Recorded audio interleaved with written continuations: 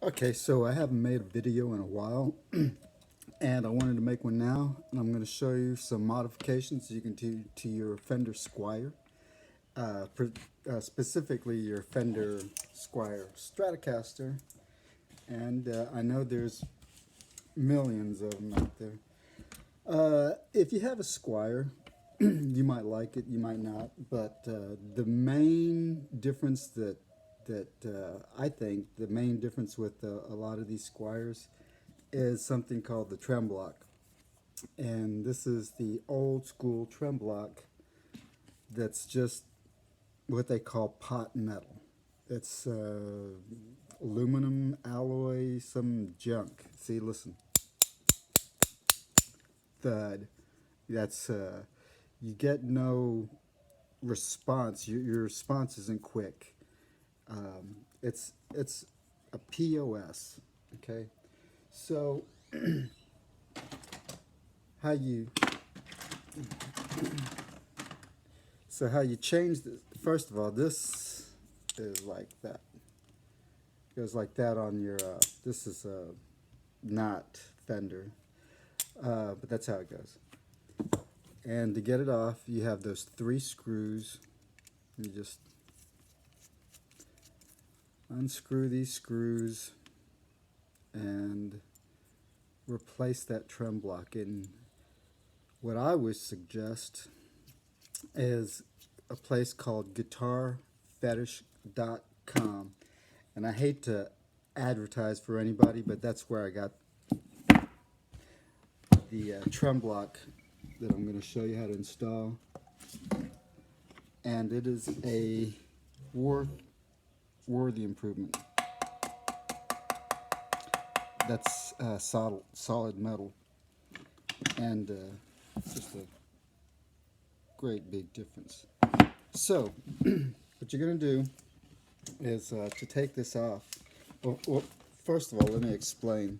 You have 2 type of Fender trims. One like this is a 2-point. It's a fairly new concept for Fender. And the other one they have is a 6-point. 6-point means there's 6 screws, and you're going to have to take all those screws off, but it's basically the same thing, but I only have 2 to deal with, and I don't even have to mess with them. And I'm going to show you how to do that. First off, they do make trem blocks, replacement trem blocks in steel and in brass. The one I replaced is steel, and it did not fit in my guitar. And I'm going to tell you how to make it fit without really going through a whole lot of trouble. This was the shorty, what they call the shorty, and it was really pretty inexpensive for the improvement it's going to make to your otherwise non-responsive, cheap-sounding, crappy guitar. It's going to turn it into a gem. Okay, so to do, these are the springs. I'm going to take these springs off. It's a multi-tool. Whoa, just like that.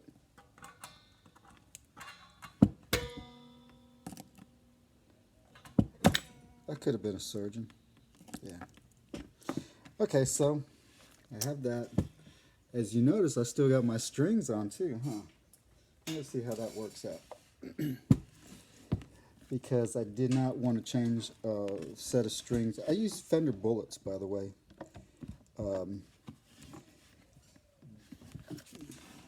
The bullets go in these holes, and they stay centered. They're just way better strings, in my opinion. I'm not going to get into that now, but they are. So now let's see if I can take this thing apart without taking the strings off, and I don't think I'm going to be able to.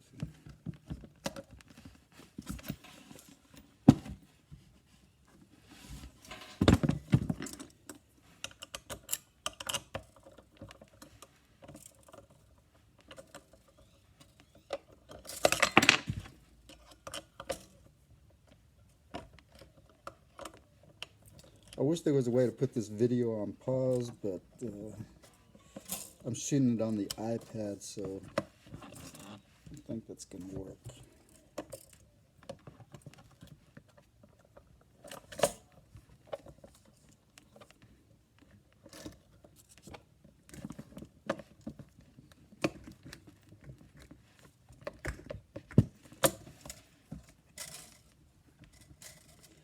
Might just have to cut these strings.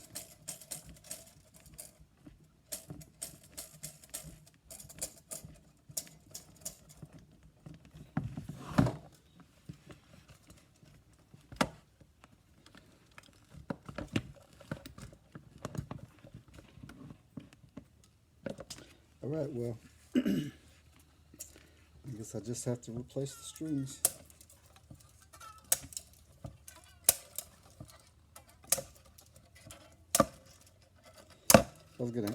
This has to come out. And watch it not come out even when I do cut the strings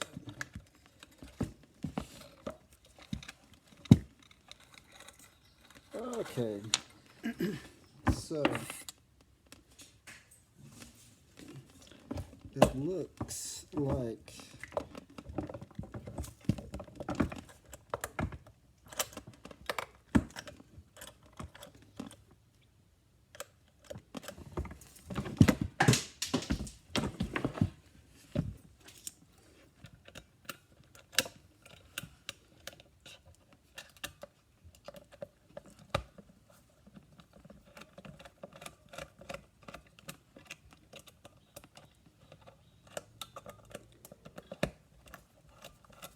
I guess this video is good for one thing, and that's that it shows you exactly what I'm going through. So when you're going through it, if you decide to go this route, you're going to understand the problems that I have, but ultimately I was successful, right? Okay, so this is your trem block. Like I said, world of difference. And the problem with this is that it didn't fit. And the reason it didn't fit was it was just a little, it was a little wide this way, or long if you want to call it. So I'm going to sand some more. I shaved this. I just took a Dremel tool with the Dremel bit. I actually used also a bit, and I used a file. And I only had to take off, not much, maybe I'm thinking 1.5 millimeters. And anyhow, you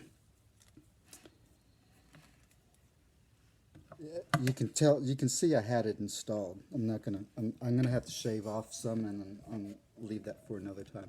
But the way you put it back in is just, you put the plate, really you put the plate in first. You're supposed to take off the saddles, but I didn't. I cheated because I did take them off when I did initially install this, and it had to be reset up, and I did that by myself. It's fairly easy. I'm going to show you a tool you can do that with.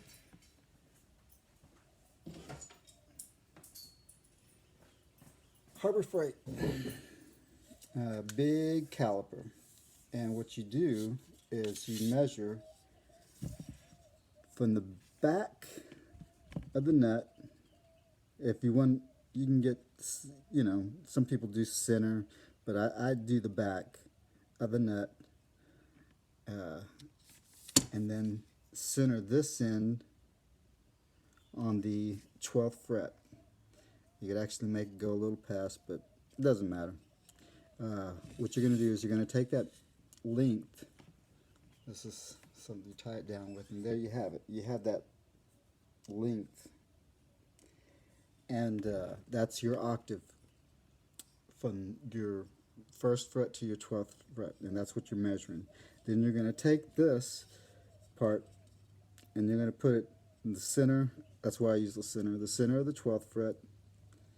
And this part is going to go right where the string goes over the saddle on your high E string, and that will give you your 2nd octave. So you'll adjust your poles, whatever saddles here. You'll adjust them. Screwdriver goes back there and adjust. You'll adjust it until you get it so that one octave is the same as the next octave. And you'll tune it up, open, So you'll tune an open E, and then you'll put your finger on the 12th fret, right there, and you measure it again, and they should be exactly the same.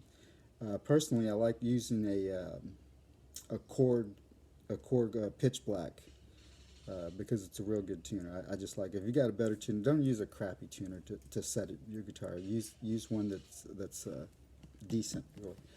Okay, so you'll do that, and that's how you set up your